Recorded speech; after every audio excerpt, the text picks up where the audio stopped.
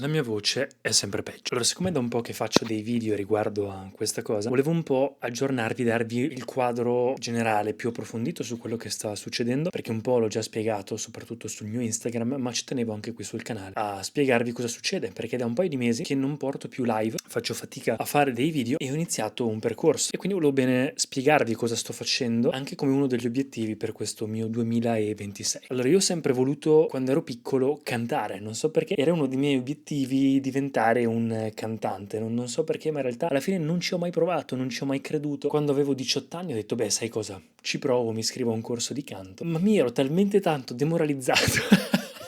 Non tanto perché fossi stonato, anzi, ma proprio perché a un certo punto la mia voce non ce la faceva. Arrivava a un limite e non ce la facevo più. E anche la mia insegnante, poveretta, non sapeva come aiutarmi. Abbiamo provato di tutto, ho provato ad andare dall'otorino all'ingoiatra. Le mie corde vocali non avevano niente che non andasse. Allora a un certo punto pensavamo fosse muco. Ho fatto di tutto per provare a togliere il muco perché sentivo come questo cotone in gola. Questa sensazione che il suono non risuonasse, si bloccasse totalmente qua. E quindi tanta fatica a parlare. Poi a un certo punto pensavamo fosse magari il reflusso che creava questo muco e abbiamo iniziato a fare qualcosina sul reflusso, ma poi ci ho rinunciato. Avevo iniziato a concentrarmi comunque su altro, avevo iniziato a fare altro, poi è arrivato anche il Covid e quindi diciamo che ci ho un po' rinunciato. Poi quando è finito il Covid e che avevo anche iniziato a fare un po' di recitazione, questa cosa di non riuscire a parlare alle persone anche nei video, fare fatica nei video, fare fatica a farmi sentire dagli altri, fare fatica non solo a cantare, ma in tutto, questa cosa iniziava a darmi fastidio perché era sempre più presente. La gente sui social aveva iniziato a farmi addirittura i complimenti per la mia voce calma, che rilassava e profonda,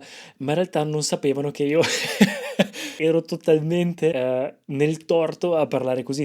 E diciamo 1 anno e mezzo fa, 2, ho detto ci voglio riprovare. Mi ha scritto questa insegnante di canto di Brescia, con cui ho fatto anche un'intervista, è una cantante lirica e diciamo tratta la voce anche da un punto di vista più olistico, a livello di corpo, di cura, e mi aveva in effetti aiutato a fare uscire un po' la voce durante il canto. Io ho notato che durante il canto, comunque in qualche modo, giorno sì, giorno meno, ma comunque ce la facevo un po' di più. Il problema era con le note basse e con il parlato. Purtroppo però ho iniziato ad avere uno stallo anche lì e soprattutto per il fatto che comunque abitavamo abbastanza lontani, quindi non potevo permettermelo, ci ho un po' rinunciato. Sono andato in Giappone per 3 mesi, sono tornato e da lì mio fratello che ha aperto, lui ha studiato al conservatorio e musicoterapia, ha aperto diciamo una sorta di accademia musicale in cui ha degli insegnanti affiliati e quindi tramite un suo insegnante ho detto ci voglio riprovare. Porca miseria, sono stufo che non mi funzioni la voce. Ci ho riprovato, un insegnante non mi ha saputo aiutare, ho provato con un'altra insegnante e lì demoralizzato del tutto. Sono andato a farmi anche una gastroscopia, c'erano segni di reflusso ma niente di che, finché a un certo punto per qualche motivo facendo le mie ricerche online e guardando ho notato che i miei sintomi erano quelli del reflusso silenzioso. Che cosa significa? Io non avevo, cioè ho sempre mangiato un po' di tutto e non ho mai avuto quei classici sintomi di bruciore, reflusso, di star male di pancia, non le ho mai avute quelle cose, però ogni tanto avevo questa pesantezza qua sul petto unita a mancanza di voce. Ho iniziato quindi a provare a fare qualcosa contro questo reflusso silenzioso, ma ho notato che il problema andava molto più in profondità. Da una parte mentale, dovuta magari al passato, a una mancanza di attenzione ricevuta nel passato, quindi essendo cresciuto in una classe di sole donne, con un padre diciamo abbastanza esigente, un po' severo, vecchio stampo, e una squadra di nuoto in cui il mio allenatore era la stessa cosa di mio padre, ma ancora più difficile da accontentare e io non ero per niente bravo, un po' questa mancanza di attenzione che mi ha portato poi a dover passare tutte quelle cose del voler la fama, l'attenzione, tutti quei problemi di cui già vi ho parlato, e questa cosa del non riuscire a far sentire la voce, quindi già io sono molto taciturno di mio, non parlo tanto, passo molto tempo da solo, unita a un circolo vizioso fisiologico mi ha distrutto. Che cosa significa? Ho iniziato a documentare questa cosa sui social media e per fortuna una persona, una mia amica che fa accanto, mi ha detto guarda c'è questo mio insegnante di Roma che è specializzato un po' in questa cosa e può aiutarti secondo me. Allora ho sentito questo insegnante, nel frattempo sono anche andato da una foniatra, da un medico, e l'unione di queste 2 visite mi ha fatto capire una cosa. Primo, la foniatra mi è entrata con un tubicino, penso che si chiami fibrolaringoscopia o qualcosa del genere, un tubicino dal naso per vedere tutto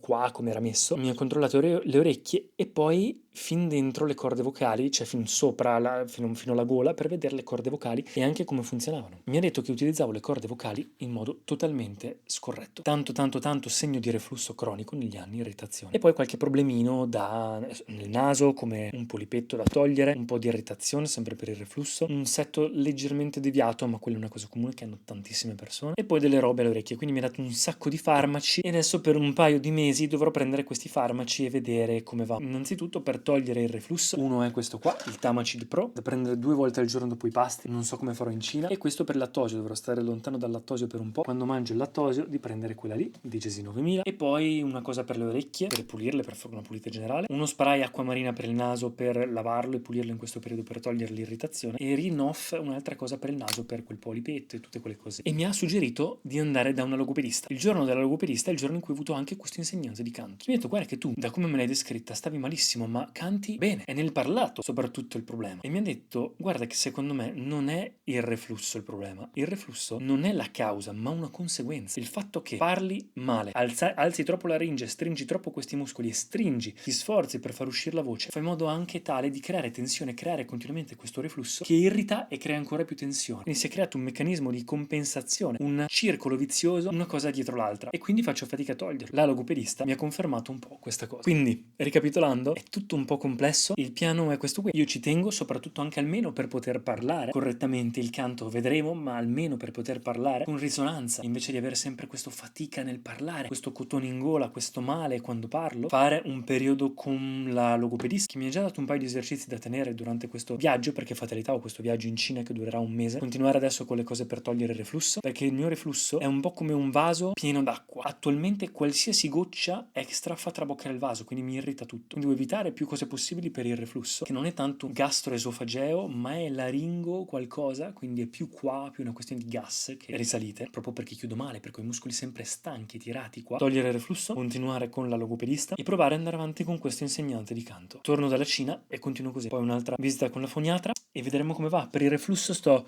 bevendo acqua alcalina, sto utilizzando quelle cose, ho cambiato la mia dieta, sto evitando, io alcol non ne bevo, però sto evitando i dolci, sto evitando adesso in questo periodo natalizio tutte quelle cose che mi creano reflusso. Ho cambiato delle abitudini di non mangiare prima di andare ad allenamento, di parlare, di cantare, non bere acqua durante i pasti, ma idratarmi tanto tra i pasti, non coricarmi dopo mangiato, cosa che comunque non facevo, e varie cose. Quindi il piano è questo qui, speriamo di riuscirci. Volevo un attimo aggiornarvi sulla situazione, purtroppo faccio ancora tanta fatica a parlare, adesso sono nel bel mezzo di questa cosa, nel mentre ho anche avuto un paio di settimane fa quella classica influenza che io ho una volta all'anno, e questa volta mi ha colpito anche proprio la laringe, proprio perché era già tutto irritato, quindi non riuscivo neanche a parlare, mi faceva malissimo, ho dovuto prendere il cortisone, quindi veramente un periodo strano. Speriamo di riuscire a risolvere questa cosa e vi aggiornerò su come va. Grazie di tutto ragazzi, ci vediamo nel prossimo video.